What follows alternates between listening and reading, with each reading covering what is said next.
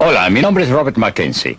La semana pasada, Milton Friedman, el distinguido economista, nos llevó a Hong Kong para mostrarnos las ventajas del mercado libre en el que él tiene gran fe. Esta semana Friedman nos llevará a diferentes partes del mundo como India, Japón y Europa, y así ver qué es lo que ocurre cuando el gobierno controla la economía y las actividades de su gente. Después de ver la película, regresaremos a la Biblioteca Hunter de la Universidad de Chicago y así continuar las discusiones acerca de las ideas de Milton Friedman.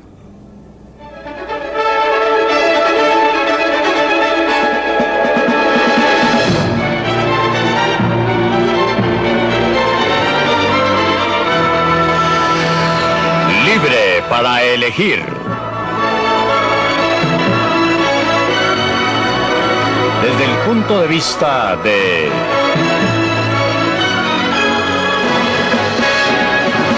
Milton Friedman.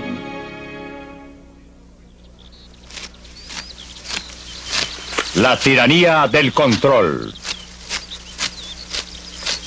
Es época de cosecha y los agricultores japoneses recogen su cosecha para el mercado del arroz en Kioto.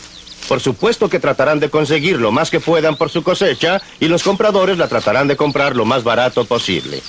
Así se supone que funcionan los mercados. Y eso es lo que Adam Smith, el escocés que convirtió la economía en una ciencia moderna, comentó hace 200 años.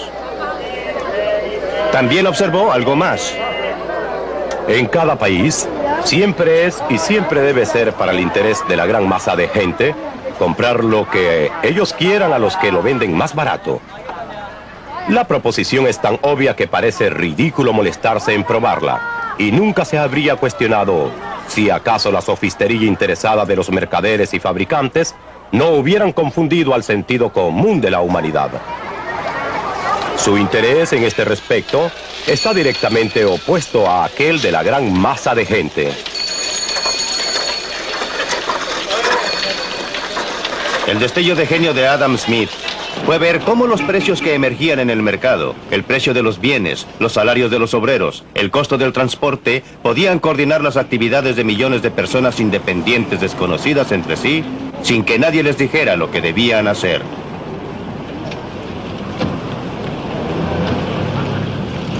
Su idea clave fue que el propio interés podía producir una sociedad ordenada que beneficiaba a todos. Era como si existiera una mano invisible. La mano invisible es una frase que fue introducida por Adam Smith en su gran libro La riqueza de las naciones, en el que él habló del modo en que individuos que solo pretendían desarrollar sus propios intereses fueron guiados por una mano invisible a promover el bienestar público, lo que no era su intención.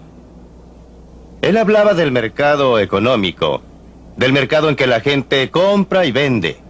Y estaba indicando que a fin de que un carnicero o un panadero o un fabricante de velas pueda obtener una renta, tiene que producir algo que alguien quiera comprar y por consiguiente, en el proceso de promover sus propios intereses y preocuparse de sus propias utilidades, terminó sirviendo los intereses de sus clientes. Cuando Adam Smith publicó La riqueza de las naciones, la Gran Bretaña era todavía en general un lugar rural y plácido, pero la revolución industrial ya estaba comenzando y el estándar de vida estaba comenzando a mejorar.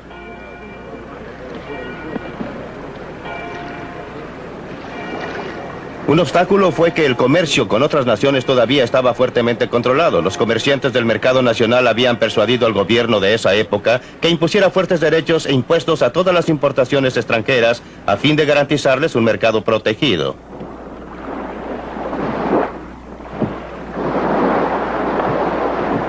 Uno de los resultados fue convertir a Gran Bretaña en una nación de violadores de la ley. El contrabando era un pasatiempo nacional.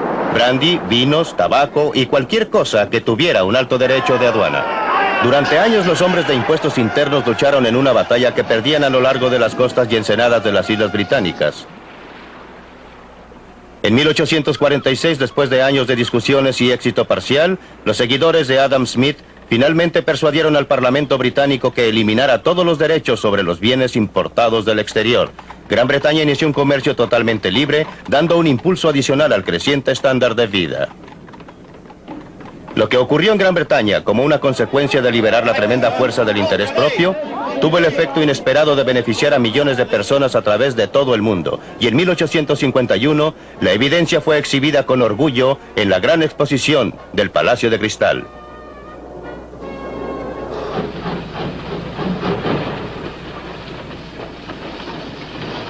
El libre comercio permitió a Gran Bretaña convertirse en el lugar de trabajo del mundo.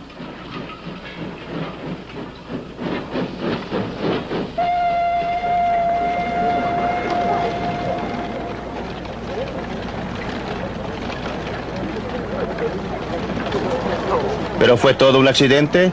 No lo creo. Considere lo que ocurrió en 1868 al otro lado del mundo, en el Japón.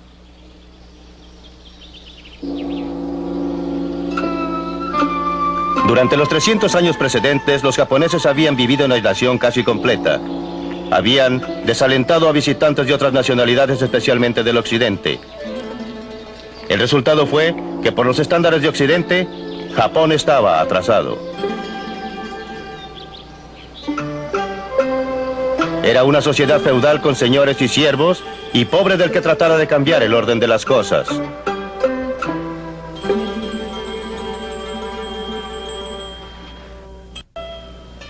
Las mujeres eran ciudadanos de tercera clase. En 1868, una nueva generación de gobernantes decidió que había llegado el momento para que Japón se pusiera en contacto con el mundo exterior. Y con la llegada de los primeros comerciantes extranjeros de Occidente, las cosas comenzaron a cambiar. Los japoneses siguieron las pautas comerciales de los ingleses porque Gran Bretaña era la principal nación del mundo. En esta forma, el comercio libre llegó a Japón. El Japón se convirtió en un imán para las ideas y logros de otras personas. Una de las primeras industrias tradicionales que sintieron el efecto fue la del tejido. De Europa, los japoneses importaron el método Jacquard, una forma de programar un telar para controlar la exactitud del tejido y para estandarizar la producción. Los obreros se adaptaron bien a la nueva atmósfera, lo mismo que sus empleados.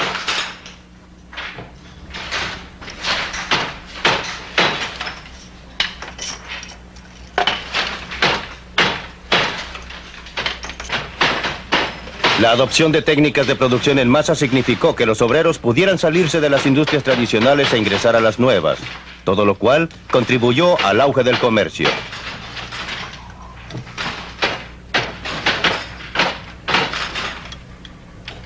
Ninguno de nosotros puede evitar verse afectado por la atmósfera intelectual que respiramos. A mediados del siglo XIX, cuando el Japón terminó con su aislamiento autoimpuesto y entró a la edad moderna, nunca se le ocurrió a sus líderes seguir otro curso que aquel de la libre empresa y mercados libres. Esa era la atmósfera intelectual del momento, creada por el éxito de Gran Bretaña al aplicar los principios de Adam Smith. En 1948, cuando la India logró su independencia, sus líderes habían sido todos educados en Gran Bretaña. Se habían sentado a los pies de Harold Lasky y sus asociados en Oxford y Cambridge. Nunca se les ocurrió seguir cualquier otro curso que la planificación central y el control gubernamental. Era la atmósfera intelectual de la época.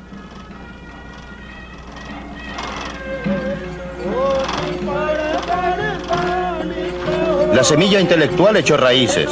A medida que crecía, debía ser honrada y aún adorada. Cada año, en el aniversario del nacimiento de Gandhi, la gente hace eso en toda la India. En homenaje al gran Mahatma, se sientan e hilan. Usan métodos que les han sido transferidos a través de los siglos. Pero es más que un símbolo de honrar al pasado. Tipifica la política que están siguiendo en realidad.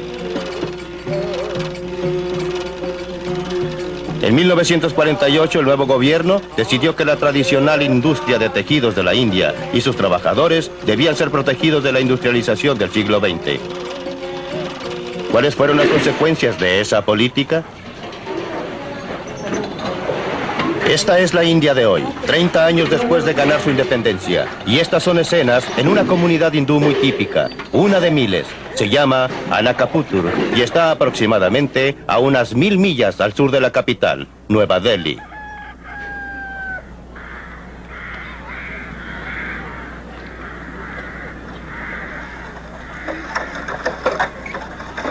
Esta no es la clase de vida que el gobierno tenía la intención de perpetuar.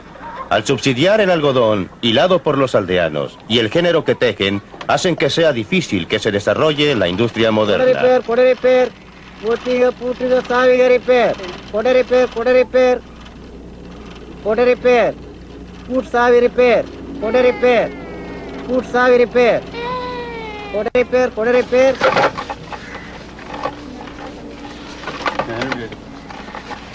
Esto es la clasificación por tamaño.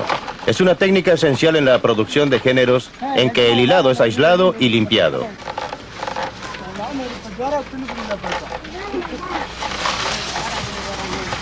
Una máquina moderna podría hacer lo mismo en un centésimo del tiempo. El resultado de la planificación gubernamental para modernizar la industria es que el número de telares manuales aproximadamente se duplicó en los primeros 30 años de la independencia de la India. Actualmente, en miles de aldeas a través de la India, el sonido de las manos puede escucharse desde temprano en la mañana hasta tarde en la noche. Solo en esta aldea hay más de 3.000 telares manuales en operación. Desde 1948, 3 generaciones de aldeanos se han sentado en estos telares fabricando telas con diseños que jamás verían, usando métodos que nunca cambian. No hay nada malo con esta actividad, siempre que sobrevivan a la prueba del mercado, ya que es la forma en que esta gente puede usar sus habilidades y energías con mayor eficiencia. Después de todo, en el Japón, donde el gobierno no ha estimulado especialmente la industria de telares manuales, aún existe un segmento muy pequeño, pero muy productivo, de telares manuales. El problema aquí es que esta industria solo existe porque el gobierno la ha subsidiado, la ha apoyado, porque en realidad ha aplicado impuestos directos e indirectos al resto de la población de la India. Gente que no está mejor de lo que esta está, a fin de permitir que continúe su actividad. Otras industrias, tanto industriales textiles como de una variedad de clases, han sido restringidas, limitadas. Se le ha impedido proporcionar empleo más productivo a fin de proporcionar lugar a esta industria. El efecto ha sido inhibir el desarrollo, impedir el crecimiento e impedir la actividad dinámica que en otra forma podría desarrollarse con las energías y habilidades del pueblo de la India.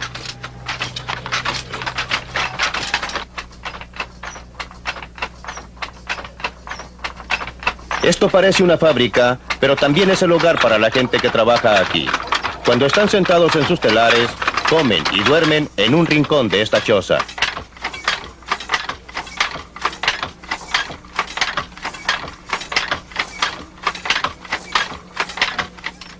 A través del mundo, los gobiernos siempre declaran que están mirando hacia el futuro. En la práctica, siempre están mirando hacia atrás, ya sea protegiendo a las industrias que existen o asegurándose que cualquier empresa que hayan decidido iniciar sea estimulada y desarrollada.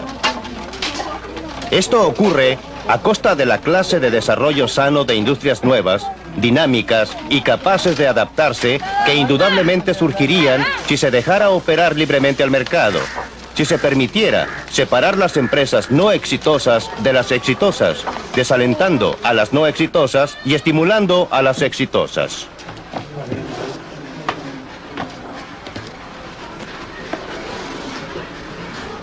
La India tiene un tremendo potencial económico y humano, tanto como Japón tuvo hace un siglo. La tragedia humana es que en la India ese potencial ha sido sofocado por la camisa de fuerza impuesta por un gobierno paternalista que todo lo sabe. La planificación central, en la práctica, ha condenado a las masas de la India a la pobreza y a la miseria.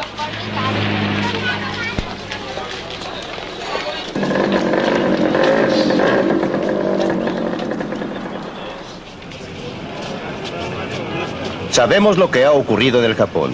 El libre comercio inició un proceso que revolucionó al Japón y a la vida de su gente. Las mejorías en el bienestar material se desarrollaron conjuntamente con la eliminación de la estructura social rígida de hace un siglo. No es un accidente, como siempre. La libertad económica promueve la libertad humana. Y en el intertanto, ¿qué ha ocurrido en la industria japonesa de tejidos?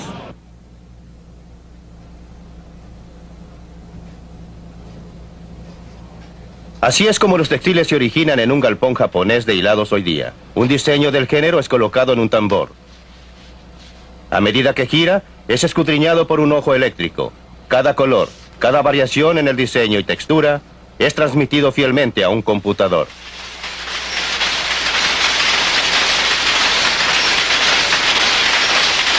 Es todo lo que necesita un telar moderno del Japón.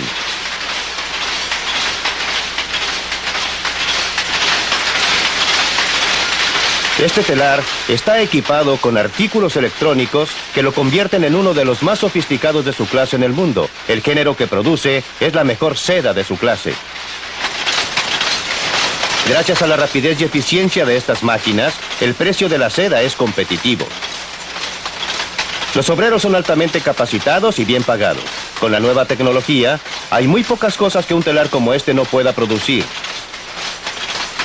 Esta pieza será el cinto de un traje de novia tradicional.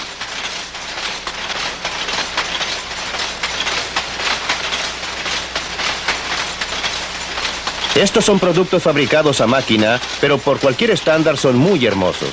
Pueden compararse con el trabajo más fino del telar manual. Y no solamente el producto terminado es notable. La tecnología sofisticada que fue desarrollada para hacer que esto fuera posible ha sido adaptada a otros procesos, parte del desarrollo que se autogenera bajo la libre empresa. Y todo se deriva de una antigua industria tradicional, el hilado, que importó un nuevo método para controlar sus telares cuando el Japón adoptó el libre comercio hace más de un siglo. Pero aunque parezca increíble, muchos siguen manteniendo actualmente que no se puede dejar que los mercados operen libremente, que deben ser controlados por el gobierno.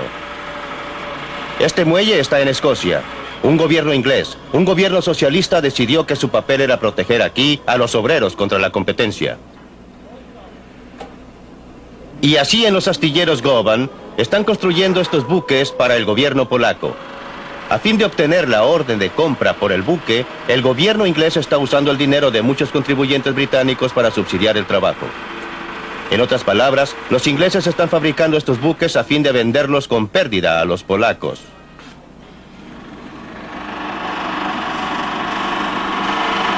No solo los polacos, sino que también nosotros en América nos beneficiamos con esta clase de filantropía. La industria del acero en los Estados Unidos fabrica un producto fino. Otros países también lo hacen. Y su acero es a menudo más barato, a veces porque sus contribuyentes lo subsidian. Así pues, ¿por qué no podría el consumidor norteamericano comprar acero donde lo pueda obtener más barato, en casa o en el extranjero? La industria norteamericana del acero ha trabajado mucho tratando de persuadirnos que no nos conviene comprar en el mercado barato. Urgieron al gobierno a restringir lo que ellos llaman competencia desleal, aunque por supuesto que reconocen que esto involucra algunos peligros. El dilema de pedir ayuda a nuestro gobierno en este problema de competencia desleal nos preocupa a muchos porque la espada en realidad corta en ambos sentidos. Pero creemos que lo que hemos tratado de hacer es muy diferente a la clase de participación gubernamental directa que ocurre en muchas de las naciones extranjeras a través del mundo, donde los gobiernos proporcionan asistencia financiera directa, ya sea en forma de propiedad o préstamos o subsidios en alguna u otra forma. Lo que hemos tratado de hacer es simplemente obtener que nuestro gobierno haga valer las leyes de los Estados Unidos contra la competencia desleal que siempre ha estado presente en los libros de los Estados Unidos. Hacemos una clara distinción entre eso y, por ejemplo, los varios cientos de millones de dólares que el gobierno francés ha concedido a las industrias francesas del acero, o que British Steel Corporation haya recibido 1,3 billones para inversiones de capital este año. Por eso, mientras nos molesta tener que intervenir con nuestro gobierno en lo que tradicionalmente creemos son prerrogativas de la libre empresa, y lo único que estamos pidiendo es que el gobierno aplique las leyes promulgadas por nuestro Congreso. No estoy muy seguro que en realidad sea muy diferente de pedir a alguien que arreste a alguna persona que cometió un crimen. No creo que se nos pueda acusar de ser reaccionarios si denunciamos a alguien que estaba robando a la policía si fuera una violación de una de las leyes de los Estados Unidos. Creemos que estamos haciendo exactamente lo mismo cuando iniciamos acciones contra productores extranjeros quienes creemos que están violando las leyes de los Estados Unidos.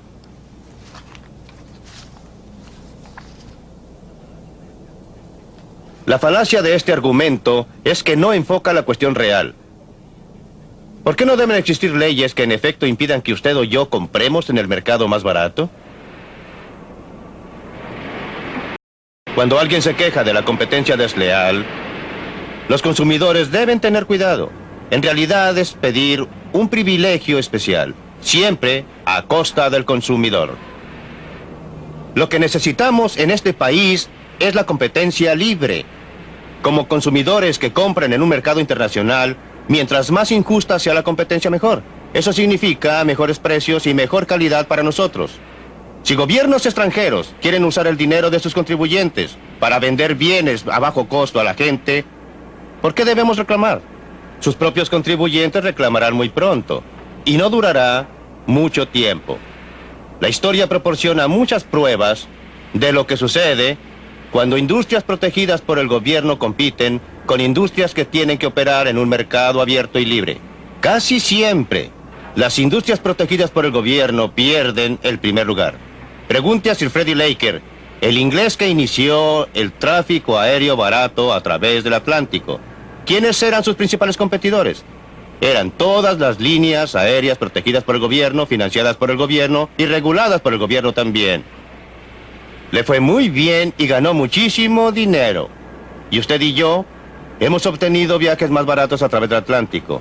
Nada podría promover la salud a largo plazo de la industria del acero. Nada la convertiría en una industria más eficiente, lucrativa y productiva que si el gobierno de los Estados Unidos sacara sus manos de ahí, sin proporcionarle privilegios especiales ni imponiéndole restricciones especiales.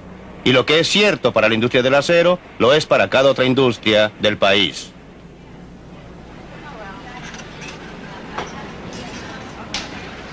Estas mujeres trabajan en una industria que hasta ahora no ha solicitado protección especial, la industria del silicon chips. Cada uno de estos pequeños cuadrados en este disco es un microcircuito integrado altamente complicado.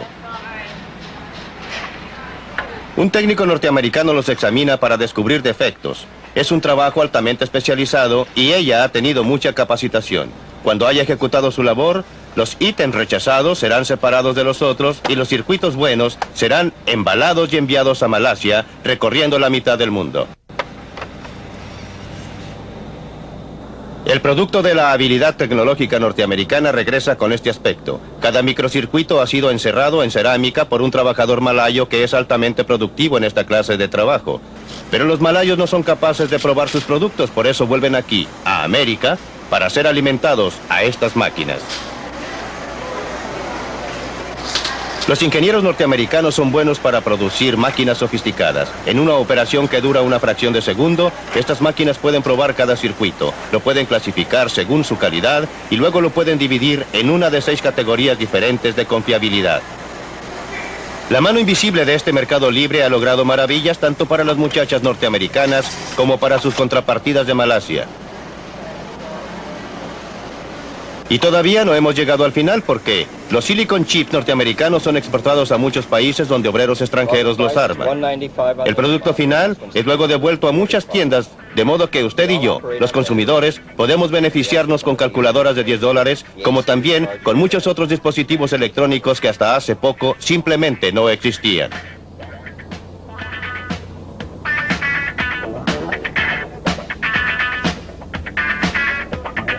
Cuando este equipo de alta fidelidad llegó originalmente al mercado, solo los ricos podrían comprarlo.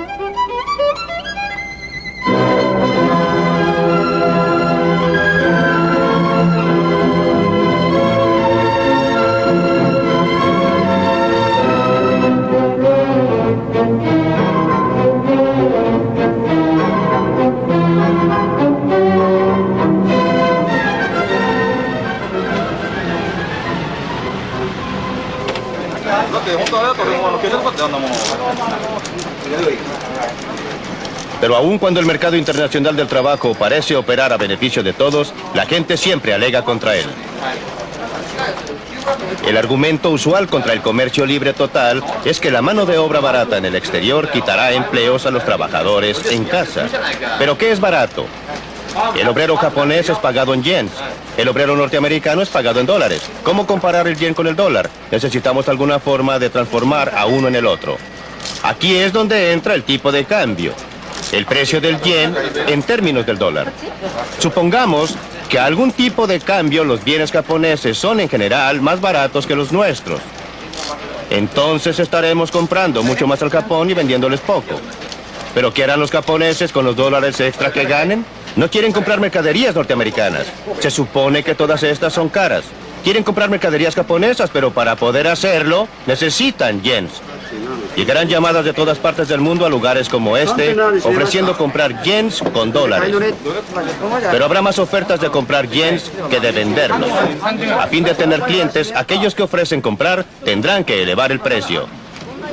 Subirá el precio del yen en términos de dólares. Como usted recuerda, eso ocurrió en 1977 y 1978. A fines de 1978 se requería un 50% más de dólares para comprar una cantidad de yens que un año antes.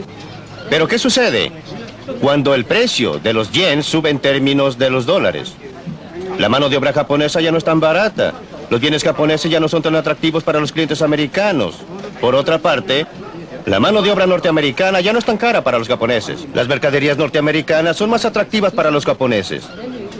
Les exportaremos más y les importaremos menos. Se crearán nuevos puestos en las industrias de exportación para reemplazar cualquier empleo que podrían haberse perdido en industrias que compiten con las importaciones. Así es como un mercado libre de cambios internacionales equilibra el comercio alrededor del mundo cuando se le permite operar.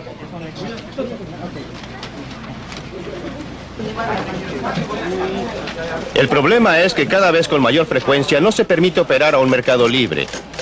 Por motivos que parecen ser razonables, si usted no los examina cuidadosamente, los gobiernos insisten en interferir, pero cuando lo hacen, no es posible ocultar los efectos dañinos por mucho tiempo. El motivo principal por qué el yen japonés subió tanto en su precio en esos años del 77 y 78 fue porque el gobierno japonés había estado tratando de impedir que el precio del yen subiera. En el proceso, se permitió que los que podían haber sido disturbios menores se acumularan hasta formar una importante brecha en el comercio.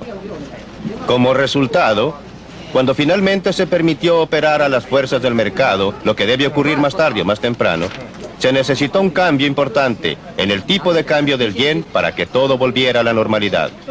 ¿Por qué no aprenden los gobiernos? Porque los gobiernos nunca aprenden, solo aprende la gente. Y la gente que aprende hoy día puede no ser la gente que estará a cargo de la política económica mañana. Cuando usted contemple esto, usted puede convenir conmigo que lo que necesitamos son restricciones constitucionales sobre el poder del gobierno para interferir en los mercados libres, en cambios internacionales, en comercio internacional, en muchos otros aspectos de nuestras vidas.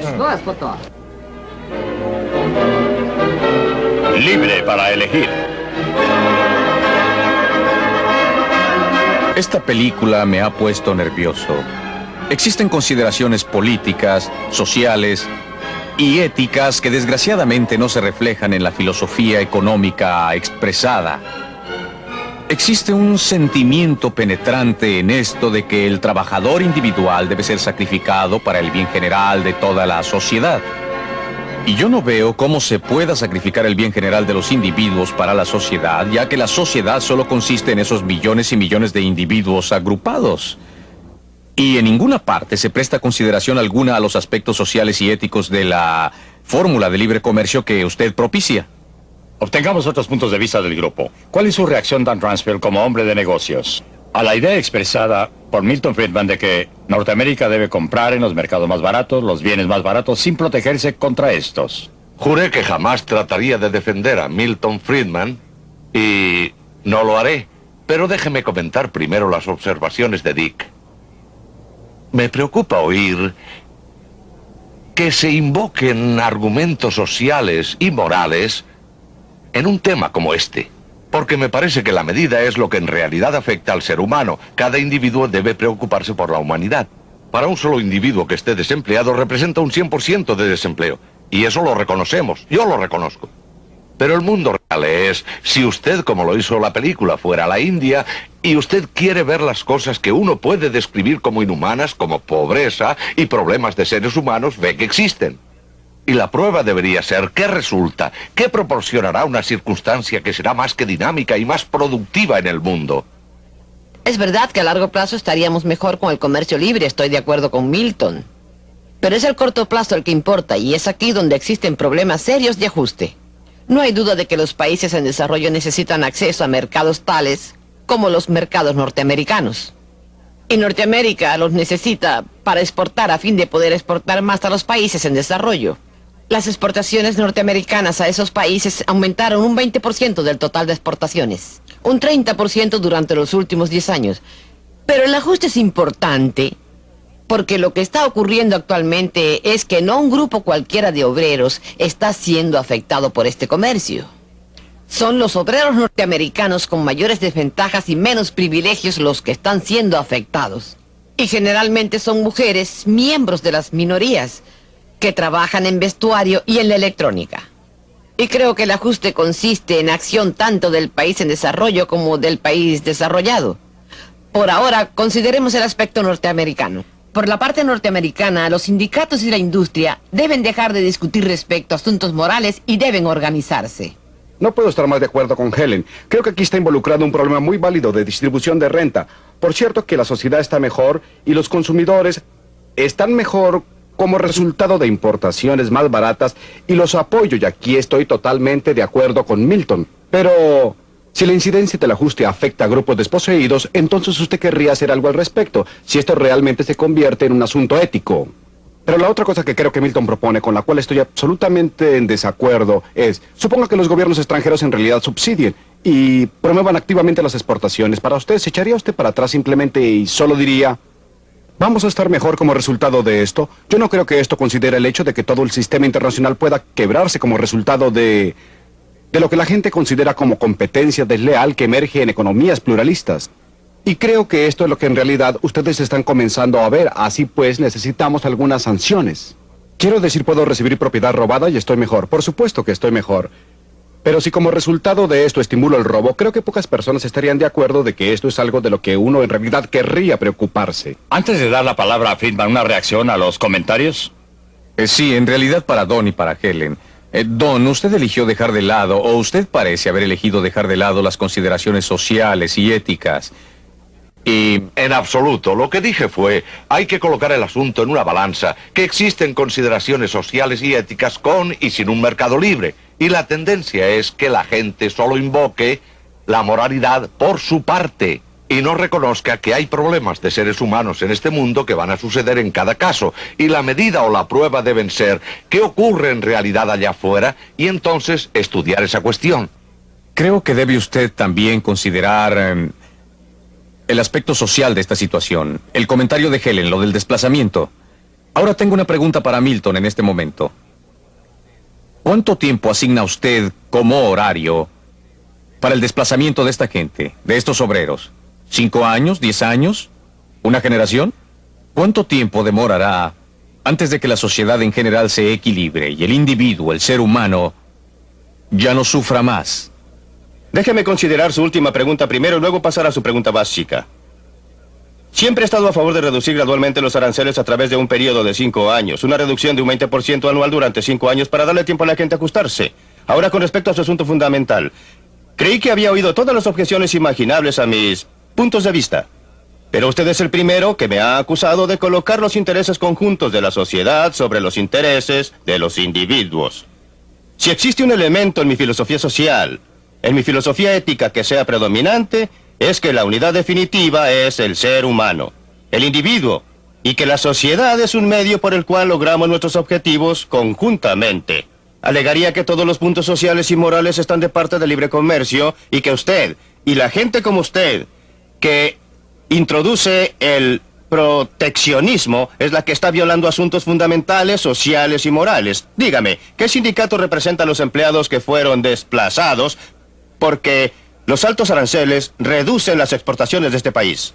Porque los aranceles altos hacen que el acero, por ejemplo, u otras mercaderías sean más caras y como resultado, Aquellas industrias que usan acero tendrán que cobrar precios más altos. Tendrán menos empleados. Las industrias de exportación se desarrollarían para equilibrar las importaciones. ¿Qué sindicato le representa? ¿Qué punto moral de vista tiene usted respecto a sus intereses? Bueno, señor, pero es que usted no ha contestado mi pregunta básica. ¿Durante qué periodo de tiempo? ¿En qué marcos? ¿5 años? ¿10 años? ¿Una generación? Dije no ha contestado mi pregunta. 5 años. Milton, usted dice, sin embargo, que los aranceles deben eliminarse gradualmente durante 5 años sin importar la acción de otros países. ¿No es una especie de negociación o algo distinto? Sin importar las acciones de otros países, hasta ahora obviamente preferiría que los otros países redujeran sus aranceles. Pero si no se mueven, debe moverse Norteamérica. Definitivamente. ¿Está de acuerdo con esto, Dan Rumsfeld? No estoy en contra del comercio recíproco. Su opinión. Usted está a favor No de estoy obtener en un contra. comercio recíproco, pero ¿está usted dispuesto a llegar allí unilateralmente? Sí. Sí. Me parece que probablemente vale la pena moverse en esa dirección. No sé dónde me detendría. Yo no... Es un programa quinquenal, ¿lo acepta? Me parece que se obtiene acción hasta el punto que usted está haciendo algo que tiene sentido para los seres humanos. Presumiblemente eso podría ser persuasivo para otros. Presumiblemente existiría una secuencia lógica en que otros países comenzarían a notar que esto tiene un cierto grado de validez mundial. ¿Ocurrirá esto, Helen? Siempre que usted haga algo por los obreros desplazados en el país en que fueron desplazados, porque si usted no hace nada por ellos, si no adopta alguna acción, que generalmente tiene que ser una acción gubernamental, habrá una reacción tan grande que estaremos de vuelta en los años 30 con la clase de cosas que ocurrieron debido al alto desempleo. Milton, aquí tiene un desafío directo. ¿Qué haría respecto a los trabajadores desplazados? ¿Dejaría que los desempleados fueran absorbidos por otros? Creo que usted tiene que separar y debe separar nítidamente lo que hacemos respecto a gente afligida.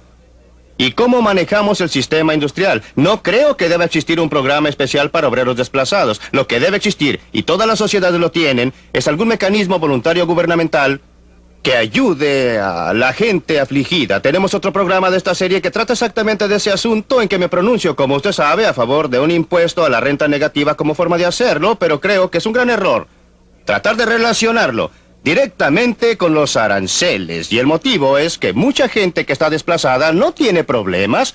Muchos de ellos tienen buenas alternativas y algunos se benefician de ellas. Por supuesto que habrá algunos que estén afligidos, pero siempre hay gente en situación difícil por toda clase de motivos. En una sociedad dinámica, las demandas están creciendo allá, están creciendo acá. No existe mayor motivo, en mi opinión, para tener un programa especial para aquellos que son desplazados debido a cambios en la oferta y la demanda en el plano internacional que debido a los cambios en el plano nacional. Una reacción rápida. Disculpe, muy pero hay rápida. una cosa que no entiendo. ¿Por qué quiere usted volver a una situación que este país tenía en 1900? ¿Por qué quiere volver a la situación en que unos pocos controlan el destino económico de cada trabajador, hombre y mujer? Es exactamente lo contrario, señor Dixon. El mejor modo de limitar el control por parte de unos pocos es el comercio libre a nivel mundial. No existe medida alguna que haría más para evitar el desarrollo del monopolio privado, que un comercio libre completo sería mucho más efectivo que todos los juicios No, estoy en antimonopolios que se siguen desacuerdo en el mundo. total. Usted terminaría con una situación como en la película Rollerball, en que las corporaciones proyectaban sus esferas de influencia económica a través del mundo y controlaban todo.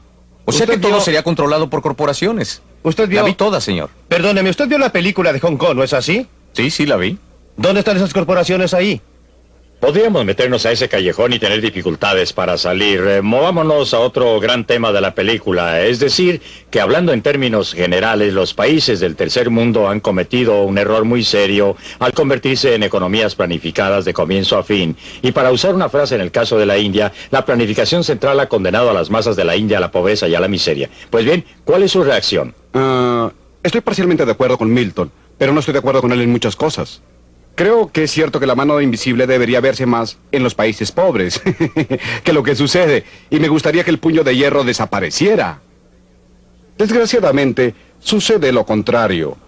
Por otra parte, creo que no puede alegarse que el laissez-faire sea la respuesta, ni que sea una condición suficiente y necesaria para el desarrollo. Déjeme referirme a los ejemplos de Milton.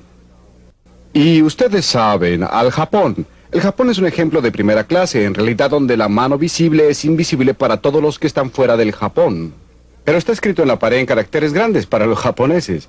El gobierno del Japón, justo desde la restauración importante, se ha interesado muy activamente en el desarrollo del país. ha restaurado la tecnología y las importaciones. Aún hoy, el gobierno y las empresas tienen una fuerte relación simbiótica. Creo que es justamente... Altamente paternalista. Y la industria es altamente paternalista. No creo que sea un ejemplo válido de todo lo que pienso que era la injerencia del programa de Milton. Hagamos participar a Helen Hughes en este tema. Ha cometido un error desastroso el tercer mundo al adoptar casi unánimemente economías planificadas en vez del mercado libre. Bueno, en primer lugar, no ha adoptado casi unánimemente economías planificadas. En forma abrumadora. Ni siquiera en forma abrumadora. Quiero decir, la India es un gran país. Pero la mayoría de los países en desarrollo no están planificados centralmente. Tienen alguna clase de planificación. Y, en segundo lugar, algunos de los países que han tenido más éxito han tenido intervención gubernamental. Los mejores ejemplos son Taiwán, Corea, Brasil, Singapur y aún en Hong Kong, que a menudo es indicado como un ejemplo de falta de intervención gubernamental, aunque esto no es cierto. El gobierno de Hong Kong ha proporcionado la infraestructura, ha proporcionado los caminos, puertos y escuelas, y ha sido muy importante. Pero cuando vamos a un país como Malawi o Papua Nueva Guinea, la intervención gubernamental no puede faltar. No hay nada allí, no existen empresarios, y los empresarios norteamericanos no se interesan por lugares tan pequeños. No estoy a favor de ninguna intervención gubernamental, nunca lo he estado. Indiqué en la película que lo que el gobierno hizo en Hong Kong fue muy importante. La cuestión es qué clase de intervención. Y en los estados que usted ha descrito, en los lugares que usted ha descrito donde ha habido éxito, la intervención gubernamental ha sido de un tipo bastante especial. Ha proporcionado infraestructura.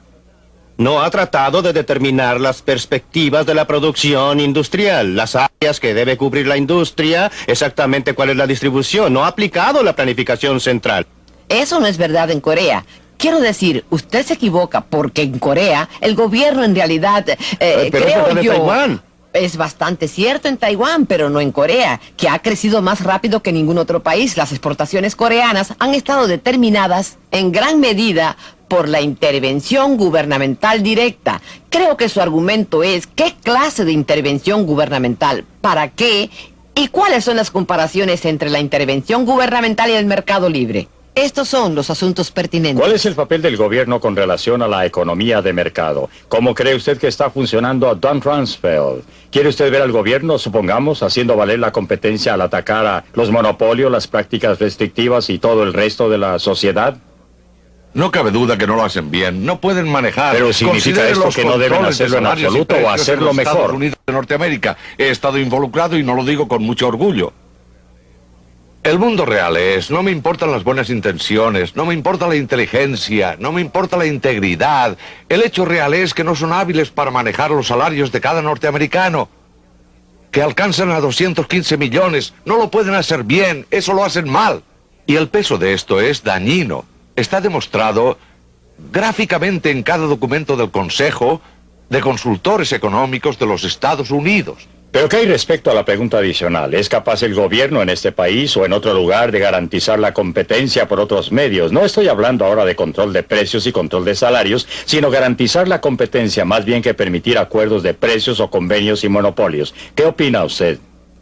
Pienso que el gobierno actúa correctamente en esa área y que debe estar ahí para garantizar la competencia. El gobierno no es suficientemente listo. Considere la ley antimonopolios. Usted habla de un parche. La implementación de reglamentos antimonopolios en los Estados Unidos entre el Ministerio de Justicia y la Comisión Federal de Comercio es un desastre de parches. No tiene ninguna lógica. La gente no sabe qué hacer. Ellos no pueden obtener respuestas. Se les prohíben las fusiones y consolidaciones que serían muy sensatas desde el punto de vista del consumidor. Y tendrían más sentido desde el punto de vista de las corporaciones multinacionales, ¿no es así? Creo que uno de los puntos que usted está aprobando es que es muy difícil para el gobierno intervenir en un país muy grande como la India o los Estados Unidos. Pero compare la intervención gubernamental en algunos de los países pequeños y homogéneos de Europa y Singapur. Y creo que es muy importante. Suiza tiene mucha intervención gubernamental. Suecia, Dinamarca, Noruega son solo 4 de los países con mayor renta en el mundo. Ellos tienen intervención para tratar de proteger el funcionamiento del sistema del mercado y hacerlo más eficiente. Milton tiene absolutamente la razón de que si usted está hablando de planificación central, esta ha sido desastrosa. Definitivamente, en términos de haber establecido cuotas industriales, creo que no existe ninguna duda en la mente de cualquier persona que haya estudiado el problema. Durante los últimos 20 Pues años, antes en la India también, sin advirtió duda. al respecto, ¿no es así? No con respecto a la planificación centralizada, ¿no? Claro que no, la planificación centralizada. Está bien, también estuve ahí como consultor. Sí, al respecto estoy al lado de Los Ángeles. Por una serie de años. Se supone que soy amigo de Milton, lo cual es algo desastroso. Dar consejos es una cosa, que sean aceptados es diferente. Estoy muy de acuerdo con lo que dijo Helen Hughes, que mientras más homogéneo sea el país, menos daño hará el gobierno al intervenir. No creo que haga un bien positivo, simplemente creo que hace menos daño. Pero con relación a los antimonopolios... Sí. Estoy a favor de las leyes que hacen que los acuerdos y restricciones del comercio sean ilegales. ¿Sí? La mayoría del resto del aparato antimonopolio ha promovido los monopolios en vez de impedirlos. Si usted observa dónde existen elementos monopólicos en el mundo y en los Estados Unidos, incluyendo las multinacionales que usted quiere mencionar, en casi todos los casos, ese monopolio se originó por una concesión especial del gobierno. Y por consiguiente, el problema no es cómo promueve la competencia el gobierno, sino cómo se impide al gobierno establecer monopolios. Ese es el problema real si usted mira al mundo real y no al prólogo o la redacción de las medidas antimonopólicas y leyes similares. ¿Qué cerca está usted a lo que Dixon estaba diciendo hace un momento en esta área? Pareciera estar discutiendo con usted que existe responsabilidad de hacer que opere la competencia. La responsabilidad consiste en establecer un marco de leyes y disposiciones bajo las cuales florecerá la competencia. Inevitablemente florecerá, quiere decir... Bien, hasta donde puedo saber, no conozco ningún caso en la historia en que los monopolios han podido mantenerse durante un tiempo sin que la asistencia gubernamental esté directamente de su parte. Los monopolios sindicales representados por el señor Dixon jamás tendrían el poder que poseen actualmente si no fuera por los privilegios especiales que el gobierno les ha concedido. Comprendo perfectamente que él esté a favor de esta acción antimonopólica de parte del gobierno, porque en realidad es principalmente acción a favor de los monopolios. ¿Por qué se concedieron a los sindicatos exenciones respecto a las leyes antimonopolio? Debido al poder político de los sindicatos, por supuesto, no lo estoy cuestionando. Debido al tremendo desequilibrio de poder de las compañías en la época en que se estaban iniciando los sindicatos, señor. Hay una idea final cerca del término de su libreto que me gustaría considerar porque me pareció sumamente provocativa. Usted habló de la necesidad de restricciones constitucionales a los gobiernos para impedir que interfirieran en los mercados libres de cambios internacionales y en el comercio exterior. Pues bien, ¿qué tenía usted en mente, Milton, cuando dijo restricciones constitucionales? Yo lo que tengo en mente es si puedo persuadir al público, me gustaría que éste adoptara una enmienda constitucional estrictamente paralela a la prohibición constitucional del texto de la Constitución contra el gobierno central.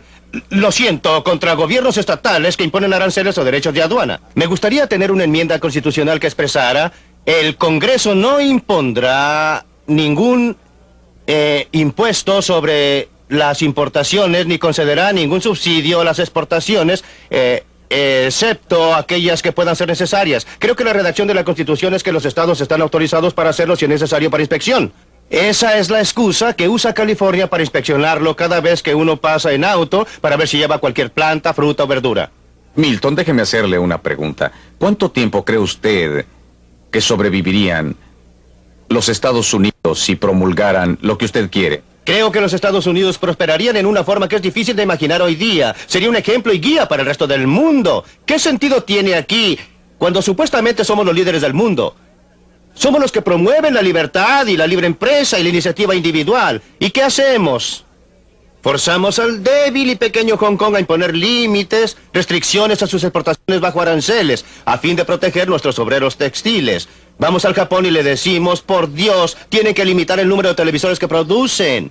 En vez de hacerlo, deberíamos estar dando un ejemplo al mundo, y si damos al mundo un ejemplo similar al que dio la Gran Bretaña al mundo en el siglo XIX, sería tremendo. Tendría un impacto tremendo, fortalecería nuestra posición moral en el mundo, fortalecería nuestra posición ética en el mundo. En vez de dar dinero a los países subdesarrollados para producir productos que luego nos negamos a comprar y no les dejamos exportar a nosotros, estaríamos diciendo al resto del mundo: Si usted produce algo y si usted puede producir algo y tener un mercado aquí, venga, estaremos encantados de comprarlo y produciremos cosas que ustedes puedan comprar.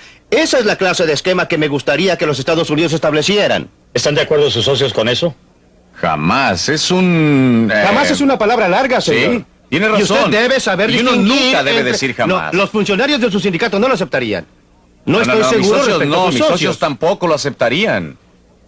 No puedo concebir que los Estados Unidos se establezcan como una meta para el resto del mundo. No es una meta. No existiría absolutamente nada que exigiera u obligara a cualquier otro país a promulgar cualquier convenio recíproco relativo a aranceles. Cierto.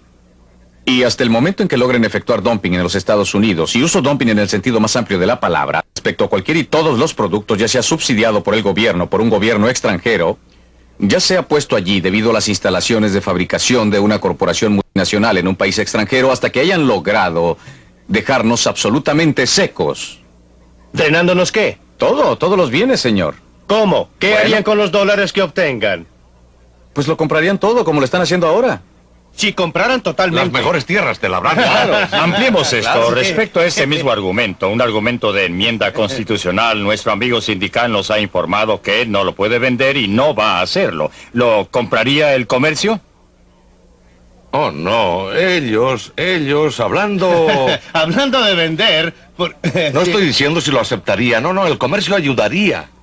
No, cuando yo no hablo como un hombre de negocio, sino como un ex empleado gubernamental, cuando se presentaban proposiciones similares a esta, pues una de las cosas que la gente observa es que el gobierno, los comerciantes y trabajadores llegan al unísono diciendo ¡horror, horrores! ¡Está cayendo el cielo! Existen intereses comunes y la gente se acostumbra a lo que existe. Se ponen terriblemente conservadoras, saben operar el sistema en su forma actual, especialmente los grandes sindicatos y las grandes empresas. Y están muy satisfechas con esto. Pueden manejarlo bastante bien y cada vez que usted trata de aclarar cualquier clase de reglamento o restricción o intrusión del gobierno, filosóficamente lo apoyan, pero en el mundo práctico no quieren que usted cambie el ejercicio. Ya saben cómo manejar esto. ¿Para qué cambiarlo entonces y hacerlo más complicado? No, creo que usted obtendría una reacción como la que obtuvo de la compañía siderúrgica en televisión. ¿Y cuál sería la reacción internacional, según usted como economista internacional, suponiendo que Milton obtuviera su enmienda constitucional que tendría ese efecto? ¿Cómo reaccionarían a ella los otros países? Bien, creo que el ejemplo fundamental de Milton de por qué no ser como Inglaterra en el siglo XIX está equivocado. Gran Bretaña en el siglo XIX era el país industrializado. Estaba muy adelantado Muchas respecto décadas. a los otros. Adelantado en muchas décadas con respecto a todos los otros. Y estaba obteniendo utilidades mayores, una renta económica superior en su producción. Y lo estaba haciendo a un costo muy grande para los obreros de Gran Bretaña. Los obreros de Gran Bretaña fueron grandemente explotados bajo esas circunstancias y no queremos volver a eso.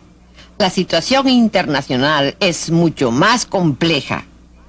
Y los países, hay países con distintos niveles de desarrollo, países con sistemas sociales diferentes y países con objetivos sociales diferentes. Y por eso creo que la solución está mal fundada y es milenaria, es utópica.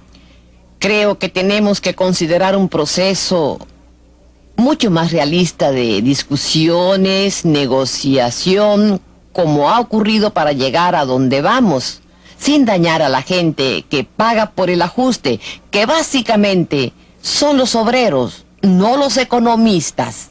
¿Puedo hacer un breve comentario? Sí. Me preocupa la discusión debido a la complejidad de las relaciones internacionales, que deben ser planificadas y administradas. Por definición, no somos capaces de administrar la economía mundial. En cada caso en que lo hemos tratado de hacer, las cosas no han resultado como se planeaban.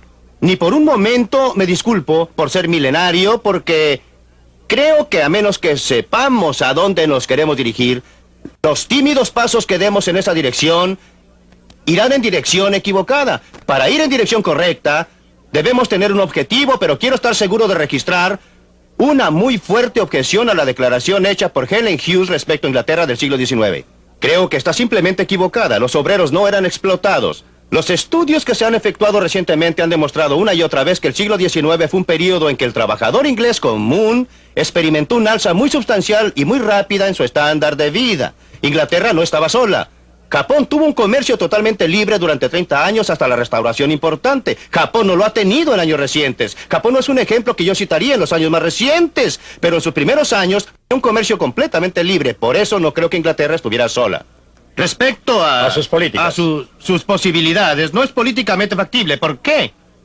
Porque es solo para el interés general y no beneficia a nadie en particular. Cada uno de nosotros, fundamentalmente, se preocupa más de su papel como productor de un producto que como consumidor de 1000 y un productos. Los beneficios de un arancel son visibles. Mr. Dixon puede ver que sus obreros están protegidos. El daño causado por un arancel es invisible, se expande ampliamente. Hay gente que no tiene trabajo debido al arancel, pero no saben que no tienen empleos. Nadie los puede organizar. Todos los consumidores están pagando un poquito más por esto o aquello. No se dan cuenta que la razón por la que están pagando es debido al arancel. ¿Los hombres de negocios? Nunca he estado ni estoy a favor de los negocios. Estoy a favor de la libre empresa, que es una cosa muy distinta. Y la razón por qué estoy a favor de la libre empresa... No me indique con el dedo al decir eso. No pretendía señalarlo, Don. Señalo a la comunidad de negocios porque usted es una excepción.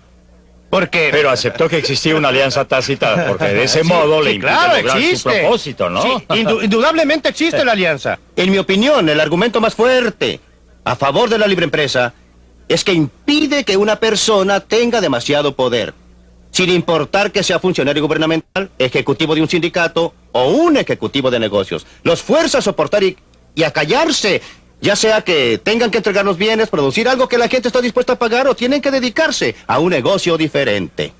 Hasta aquí llegaremos con la discusión esta semana y espero que estén con nosotros para el próximo episodio del Libre para Elegir.